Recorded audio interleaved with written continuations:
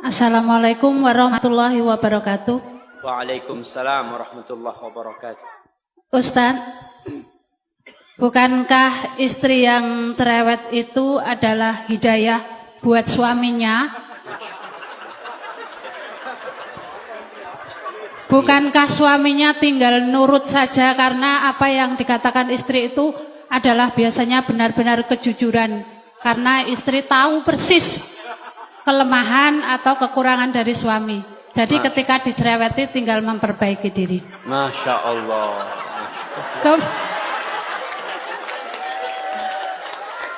Kemudian kadang-kadang bukan istri yang tidak atau kurang bersyukur, tetapi suami itu senang dipuji. Padahal kata Ustadz Abdul Tuasikal, ketika ada yang memuji supaya dilempar dengan pasir kayak nggak salah.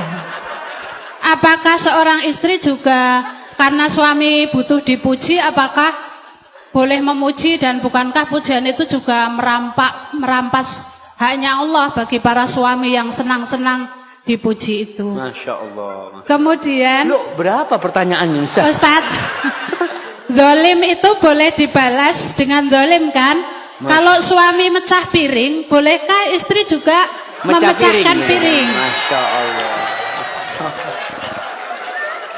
Iya. Yang terakhir, Wah, ini sekawan ini, Bu. bukankah yang bisa berjumpa dengan Allah itu adalah orang yang qalbun salim? Kemudian bagaimana caranya untuk bisa qalbun salim? Lalu apa yang menyebabkan tiba-tiba tidak bisa jadi sholat malam? Lalu apa yang menyebabkan sholat tidak khusyuk? Billahi taufiq wal hidayah. Wassalamualaikum warahmatullahi wabarakatuh. Waalaikumsalam warahmatullahi wabarakatuh. Pertama tadi Ustadz tentang bukankah istri cerewet itu malah manfaat gitu. Masya Allah. Itu gimana Ustadz? Iya.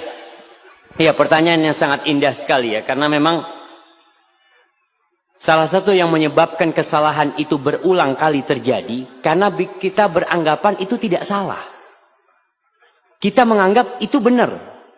Sehingga istri tatkala dia cerewet, dia menganggapan dia ini sedang memperbaiki suaminya. Ingat, di rumah itu ada pemimpin. Siapa pemimpinnya? Suami. Allah mengangkat suami sebagai pemimpin. Ar-rijalu qawwamuna 'alan nisa bima faddalallahu ba'dahum 'ala ba'din wa bima anfaqu min amwalihim. Fasalihat qanitat hafizatun lil ghaibi bima hafizallah. Kata Allah, sesungguhnya atau lelaki-lelaki itu adalah pemimpin bagi kaum wanita. Kenapa? Karena Allah telah memberikan kemuliaan kepada lelaki-laki. Allah memberikan kemampuan untuk menjadi pemimpin kepada lelaki lebih daripada wanita. Yang kedua nih bapak-bapak, ingat nih. Lelaki menjadi pemimpin yang pertama karena bawaan lahir yang Allah berikan kepada dia, anugerah ilahi. Yang kedua dikarenakan suami memberikan nafkah kepada istrinya, maka sang suami mendapatkan kedudukan lebih tinggi kepada istrinya, memberikan nafkah kepada istrinya. Kalau sang suami tidak memberikan nafkah kepada istrinya, biasanya rumah tangga mulai pincang kepemimpinan suami. Karena suami tidak memberikan nafkah. Dia jadi pemimpin karena memiliki kewajiban memberikan nafkah. Berkaitan dengan pertanyaan ibu tadi, bukankah cerewetnya wanita itu hidayah bukan suami? Buat suami, ya Allah ibu-ibu, suami itu paling sumpek kepada wanita yang cerewet. Nah, betul bapak-bapak? Semangat bapak-bapak. Bagaimana cara memperbaiki suami? Ada caranya. Tidak harus dengan cerewet. Yang pertama, suami itu sebagai pemimpin tidak suka digurui. Ya namanya pemimpin. Mau pemimpin itu diprotes sama anak buahnya? Sulit. Tapi ada cara memperbaiki pemimpin. Karena ingat, itu pemimpin bapak dari anak ibu. Maka seorang wanita harus menampakkan penghormatan kepada suaminya, kepada pemimpin. Kalau ada yang ingin dia omongkan, ngobrol sama suaminya. Mas, kalau ada waktu, aku ingin ngomong sesuatu, Mas. Ngomong sama suaminya di waktu yang tenang. Begini mas, mungkin aku yang salah mas ya. Aku ini cinta banget sama engkau mas. Baru ngomong. Kalau cerewet mas, sini. Duduk sini. Ribut itu rumah tangga. Karena pemimpinnya suami. Apa ada anak buah panggil pemimpinnya? Ya, kepada pemimpin nanti diharap kumpul sama anak buah. Nggak ada. Yang dipanggil anak buah dipanggil sini sama pemimpin. Ibu kan tujuannya memperbaiki suami. Bukan sok jadi jagoan, tidak. Tanyakan, mas yang kayak gini nih bener enggak mas ya? Pura-pura tanya. Padahal mau ngasih tahu sama suami.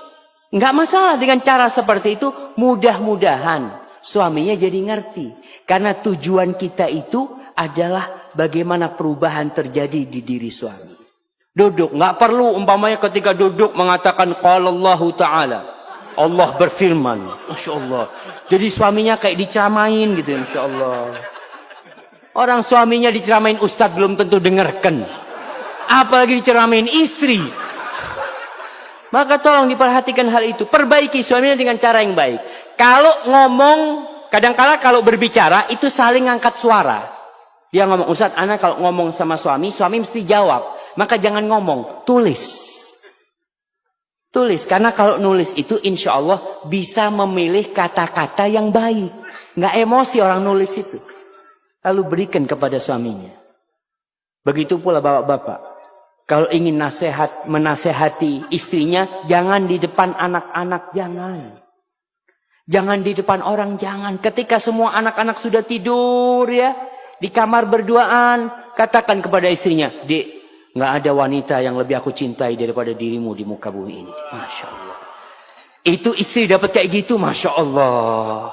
Baru kasih nasihat. Tapi kalau ngasih nasihat, Dek, aku benci sama engkau. Allahu Akbar. Yang kedua tadi langsung terjadi piring yang saling pecah. Baik Ustaz. Mungkin seperti itu. Kalau ingin memperbaiki suaminya. Karena wanita ini yang solehah adalah yang tunduk dan taat kepada suami. Taat sama suaminya. Hadza wallahu a'lam bishawab, dan wanita yang taat itu insyaallah akan menjadi penghuni surga Allah Subhanahu wa taala. Baik. Yang kedua, ini pertanyaan nggak perlu dijawab semua satu waktu antum terbatas. Gimana kalau zolim tadi dibalas zolim? Masya piring Allah. pecah dibalas piring pecah. Masya Allah. Makanya mungkin harus ganti piring jamaah. Orang kalau suka dolim-doliman kan lempar-lemparan piring. Kalau cuma punya satu lusin di rumah nggak cukup dolim-doliman itu cuma. Bukan jemaah. Allah Subhanahu wa taala menjelaskan kepada kita bagaimana menghadapi orang yang dolim. Bagaimana menghadapi syaitan dan bagaimana menghadapi manusia. Kalau menghadapi syaitan tidak ada cara kecuali a'udzubillahi minasyaitonir rajim. Tapi kalau menghadapi manusia yang berbuat jahat, yang berbuat zalim, Allah katakan idfa billati hiya ahsan. Fa idzal ladzi bainaka wa bainahu adawatun ka'annahu waliyyun hamim. Kata Allah, balaslah orang yang berbuat buruk kepada kalian dengan yang lebih baik, jamaah. Subhanallah. Kita disuruh membalas yang lebih baik. Karena apa? Ini suami kita, suami ibu-ibu nih. Ini istri kita. Kita ingin memperbaiki, bukan ingin zalim-zaliman. Dan orang yang berbuat kezaliman, ingat, Allah mengatakan, ya ibadi inni haramtu zulma ala nafsi wa ja'altuhu bainakum muharraman fala tadzalamu. Wahai hamba-hambaku, aku mengharamkan kezaliman atas diriku. Dan aku menjadikan perbuatan zalim itu haram untuk dilakukan oleh kalian. Maka kalian jangan saling menzalimi. Jadi kalau ada orang berbuat jahat, manusia ini alhamdulillah, basicnya dia itu dasarnya baik. Kalau dia memecahkan piring ya, kita mengatakan, iya mas, astagfirullah, aku mohon maaf, aku mohon ampun kepada Allah. Selesai masalahnya. Tapi kalau piring dibalas dengan piring, apa yang terjadi? Masya Allah. Maka tolong diperhatikan, jangan saling berbuat zalim, tapi saling memaafkan. Kalau sang suami menzalimi istri, memukul istrinya, atau melemparkan sesuatu yang melukai istrinya, ingat Allah itu tidak pernah tidur. Dan Allah mencatat hal itu. Serahkan kepada Allah Jalla Jalal. Hadza wallahu a'lam bissawab. Na'am.